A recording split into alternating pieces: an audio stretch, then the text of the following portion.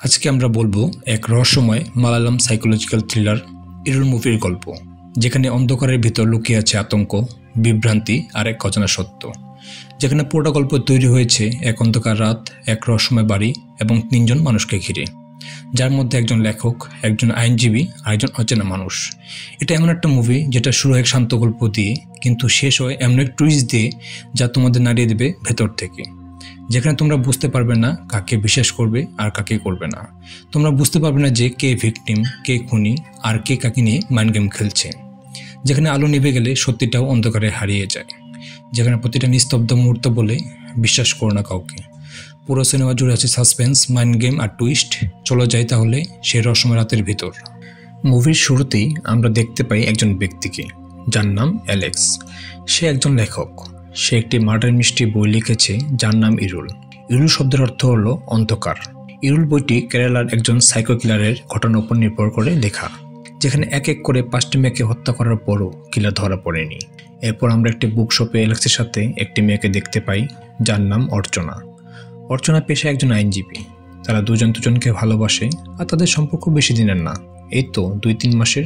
Alex অর্চনাকে ইরুল বইয়ের একটি copy কিনতে বলে, কারণ অর্চনা কাজের ব্যস্ততার জন্য এখনও অ্যালেক্সের লেখা বইটি পড়তে পারেনি। তখন অর্চনা বলে তার কাছে বইয়ের কপি আছে, সে যখন সময় পাবে অ্যালেক্সের সামনে বইটি পড়বে।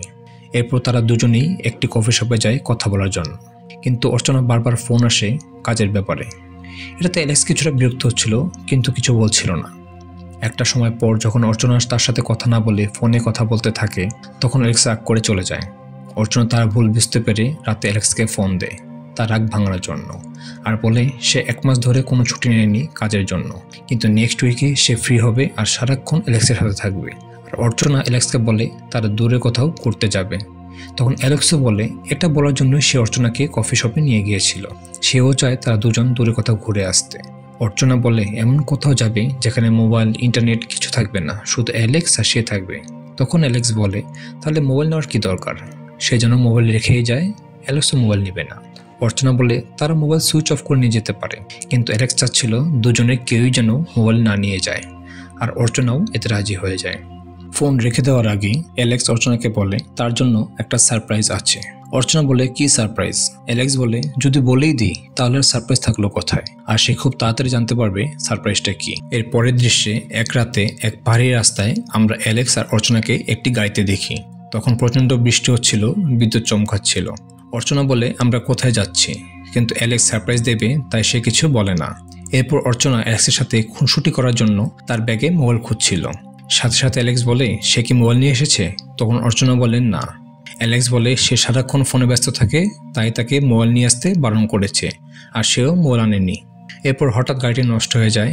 অ্যালেক্স বাইরে গিয়ে চেষ্টা করে গাড়িটি ঠিক করার, কিন্তু পারে না। অ্যালেক্স গাড়ির ভেতর এসে বলে মেকানিককে ফোন দিতে হবে, আর তখন অর্চনা মনে করে দেয় যে তারা দুজনেই কেউই মোবাইল আনেনি। তারপর অ্যালেক্স হঠাৎ একটি বাড়ি দেখতে পায়, সেখানে আলো জ্বলছিল। অ্যালেক্স বলে তারা ওই বাড়িতে কোনো সাহায্য পেতে পারে। অ্যালেক্স আর অর্চনা দুজন ওই বাড়ির দিকে যায় আর দরজায় নক করে, কলিং বেল বাজায়, কিন্তু কেউ দরজা খোলে না। অনেকক্ষণ পর যখন কেউ দরজা খুলছিল না, তখন তারা ভাবে বাড়িতে হয়তো কেউ নেই। অ্যালেক্স তখন চাবি এদিক ওদিক খুঁজতে শুরু করে, আর বলে এমন বাড়ির লোকজন চাবি এদিক সেদিকেই লুকিয়ে রাখে। কিন্তু অনেক খোঁজাখোঁজির পরও অ্যালেক্স চাবি পায়নি। তারপর সে কি হোল দিয়ে দেখার চেষ্টা করে, এমনি দরজা খুলে যায়, আর আমরা একজন ব্যক্তিকে দেখতে পাই যার নাম উন্নি। অ্যালেক্স জিজ্ঞেস করে কে আপনি? উনি তখন বলে দরজা যেহেতু সে খুলেছে তাই তার জিজ্ঞেস করা উচিত তারা দুজন কে। তখন অর্চনা তাদের সমস্যার কথা বলে আর একটি কল করতে চায়, কিন্তু উন্নি বলে তার কাছে মোবাইল নেই। অর্চনা বলে টেলিফোন আছে কিনা? উন্নি বলে আছে, কিন্তু এমন ওয়েদারে টেলিফোন লাইনও কাজ করে না। অর্চনা বলে তারা কি ট্রাই করতে পারে? তখন উন্নি তাদের ভেতরে আসতে বলে, আর উন্নি টেলিফোন চেক করে বলে টেলিফোন কাজ করছে না। তখন অর্চনা বলে বৃষ্টি না কমা পর্যন্ত কি তারা এখানে অপেক্ষা করতে পারে? উন্নি বললে হ্যাঁ অবশ্যই। উন্নি অর্চনাকে বলে সে চাইলে ড্রেস চেঞ্জ করতে পারে, কারণ সে বৃষ্টিতে ভিজে গিয়েছিল। তখন অর্চনা উপর রুমে গিয়ে অনেকগুলো মেয়েদের কাপড় দেখতে পায়। একটু পর অর্চনা নিচে নেমে আসে। নিচে নেমে এসে উন্নিকে বলে সে তো একাই থাকে, তাহলে বাড়িতে এত মেয়েদের কাপড় কেন? উন্নি বলে কাপড়গুলো তার মায়ের, যিনি মারা গেছেন। অর্চনা উন্নিকে জিজ্ঞেস করে সে মোবাইল ইউজ করে না কেন? উন্নি বলে একবার চেষ্টা করেছিল ইউজ করার জন্য, কিন্তু ভালো লাগেনি। অর্চনা আরও প্রশ্ন করতে থাকে, কিন্তু উন্নি বলে তারা গেস্ট, তাই প্রশ্ন শুধু সে করবে আর তারা উত্তর দেবে। উনি তাদের ভালো মতো লক্ষ্য করে বলে তারা বিয়ে করেনি আর রিলেশনও বেশি দিন না, হয়তো 2-3 মাসের। তারা অবাক হয়ে যায় আর বলে সে কিভাবে জানলো। উনি বলে এটা তার অবজারভেশন আর তাদের মাঝের দূরত্ব দেখে বলেছে।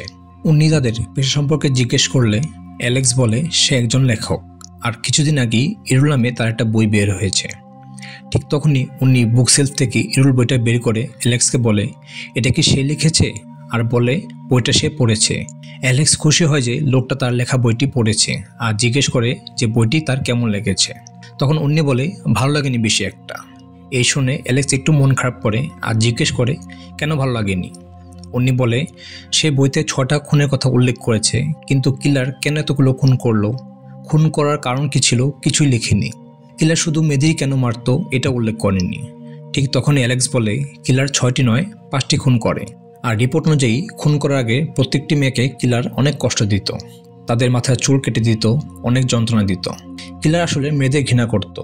উনি বলে সে ঠিক বলছে না, কারণ নিউজপেপার পড়ে সে যা বুঝেছে তা হলো কিলারের মেয়েদের কষ্ট দিতে ভালো লাগতো, তাদের শরীর আর মানসিক বিষয় নিয়ে তার অনেক কৌতূহল ছিল। সে এসব কিছুই বইতে উল্লেখ করেনি, তাই অ্যালেক্সের বই লেখাটি হয়নি। অ্যালেক্স বলে সে অনেক রিসার্চ করেই বইটি লিখেছে। তাদের মৃত্যু হয়েছিল অতিরিক্ত রক্তক্ষরণের ফলে। তাদের শরীরে ব্লেড আর ছুরি দিয়ে কাটার দাগ ছিল, দড়ির দাগ ছিল, যার মানে তাদের মেরে লাশ ঝুলিয়ে রাখা হতো। আর এসব কৌতূহল না, পুরোটাই পাগলামি। কিলার ছিল উন্মাদ আর শেয়ানা, তাই সে 5টা খুন করার পরও ধরা পড়েনি।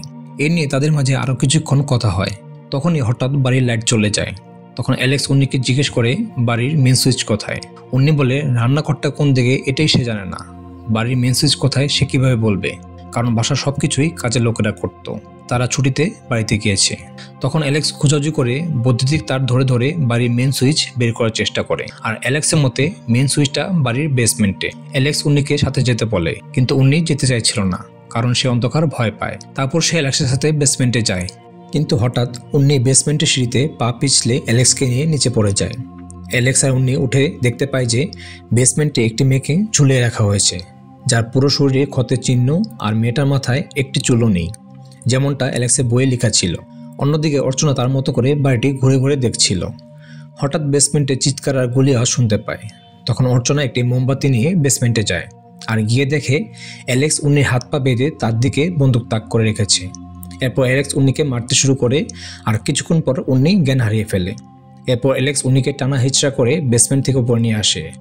অর্চনা জিজ্ঞেস করে এসব কি হচ্ছে। তখন অ্যালেক্স বলে এই সেই সিরিয়াল কিলার যে তার বইয়ের 5টি মেয়েকে খুন করেছে, আর নিচে একটি মেয়ের লাশ আছে যাকে উনি খুন করেছে। উনি তার বইয়ের সেই খুনি। অর্চনা তখন বেসমেন্টে গিয়ে ওই মেয়েটিকে দেখতে চায়, কিন্তু অ্যালেক্স বাধা দেয়। তখন অর্চনা টেলিফোন লাইনের কানেকশনটা ঠিক করে পুলিশকে ফোন করতে চায়। তখন অ্যালেক্স তাকে বাধা দেয় আর বলে পুলিশকে যেন কিছু না জানায়। অর্চনা জিজ্ঞেস করে কেন সে এমন করছে, কেন সে পুলিশকে কিছু জানাচ্ছে না। ঠিক তখনই উন্নির জ্ঞান ফিরে আসে আর সে বলে তাকে যেন না মারে আর কাউকে সে কিছু বলবে না এই খুনের বিষয়ে। উন্নি অর্চনাকে বলে অ্যালেক্স ওই বেসমেন্টে মেয়েকে হত্যা করেছে আর তার বই লেখার মতো করে 5টা মেয়েকে অ্যালেক্সই খুন করেছে। এই শুনে অর্চনা কিছুটা ভয় পায়। সে আবার পুলিশকে ফোন করতে চায়, কিন্তু অ্যালেক্স এসে টেলিফোন লাইনের তার ছিঁড়ে ফেলে আর অর্চনাকে ফোন করতে দেয় না। তখন অর্চনা অ্যালেক্সের দিকে কৌতূহল নিয়ে তাকিয়ে থাকে আর জিজ্ঞেস করে সে কেন এমন করছে। উন্নি বলে পুলিশকে জানালে অ্যালেক্স ফেসে যাবে। অর্চনা কিছু বুঝতে পারছে না আর অ্যালেক্সকে জিজ্ঞেস করে কি হচ্ছে। তখন অ্যালেক্স অর্চনাকে বলে এই বাসাটা উন্নির নয়, বরং তার। যদি সে পুলিশকে কিছু জানায় তাহলে পুলিশ এসে তাকে কিলার ভাববে, কারণ বাড়িটা তার আর খুনটা এই বাড়িতে হয়েছে। আর এখান থেকে শুরু হয় বিশ্বাস অবিশ্বাসের এক মনস্তাত্ত্বিক খেলা। অর্চনা অ্যালেক্সকে জিজ্ঞেস করে যদি এটা তার বাড়ি হয় তাহলে উন্নিকে। উন্নি বলে সে চোর, এখানে চুরি করতে এসেছে, সে জানতো না যে এটা অ্যালেক্সের বাড়ি। তখন অর্চনা অ্যালেক্সকে জিজ্ঞেস করে উন্নিকে দেখে সে কিছু বলল না কেন। অ্যালেক্স বলে আমার বাড়িতে একজন অপরিচিত মানুষ, আমি জানতে চেয়েছিলাম সে কে, কেন এসেছে।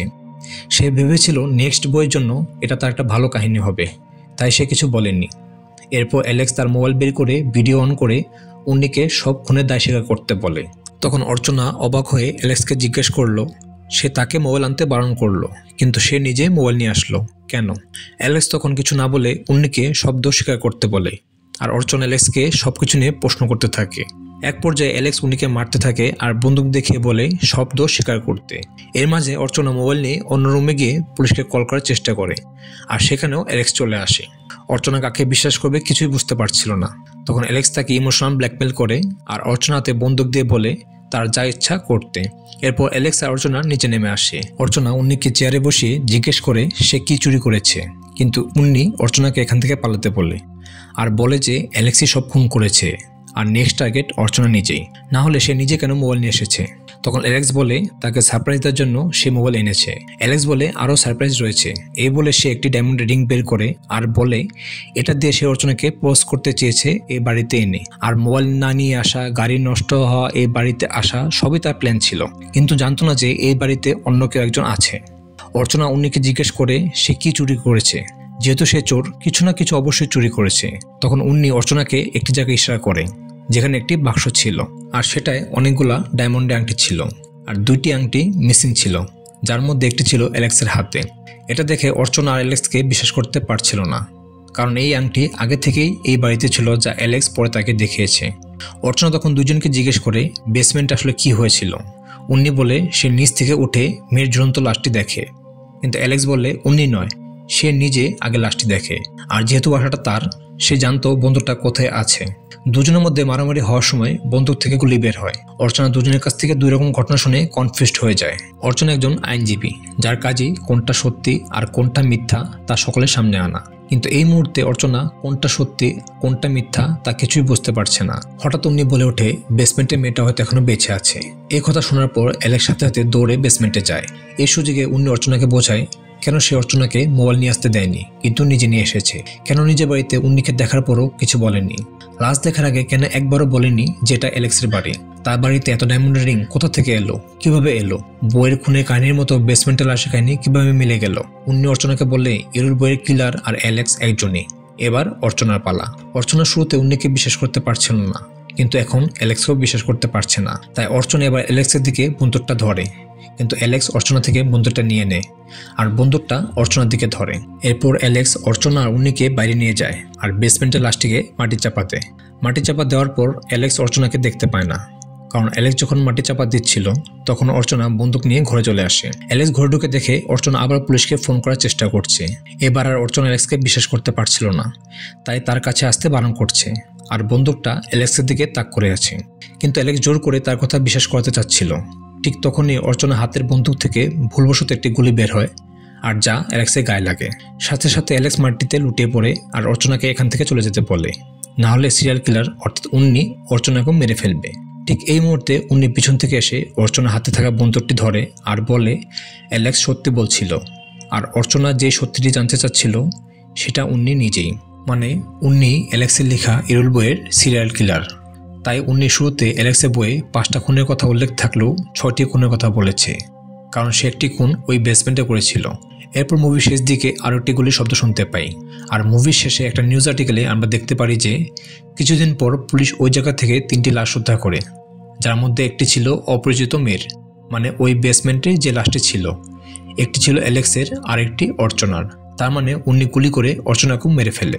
মুভি শেষে একটা প্রশ্ন আসতেই পারে উন্নি কেন অ্যালেক্স আর অর্চনাকে টার্গেট করলো, আর এর কারণ হতে পারে অ্যালেক্সের লেখা ইরুল বইটি।